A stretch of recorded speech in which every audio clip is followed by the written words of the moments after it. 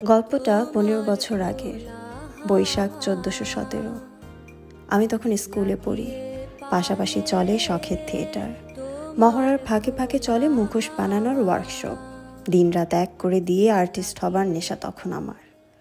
কৃষ্ণচূড়ার লাল নিয়ে বৈশাখ আসে। শোভাযাত্রায় নতুন লাল সাদা শাড়ির অমসৃণ পাড়ে পা কেটে যায় অবস্থা। সঞ্জু, সূচনাদি, সুজনদা, দীপঙ্করদা, জয়া, পিঙ্কুদি আরও গুটি কতক ভালোবাসার মানুষের আড্ডায় মুখরিত হয়ে ওঠে আমাদের বৈঠকখানা। আজ 15 বছর বাদে সবাই আমার নস্টালজিয়ায়। অনেকের সাথে নেই কোনো যোগাযোগ, অথচ বৈশাখ এলেই এই মানুষগুলো আমার স্মৃতিতে জীবন্ত হয়ে ওঠে। বৈশাখ আসে, বৈশাখ যায়, মানুষগুলো হারিয়ে যায়, শুধু স্মৃতি রয়ে যায়। তোমাকে বুঝি না প্রিয়।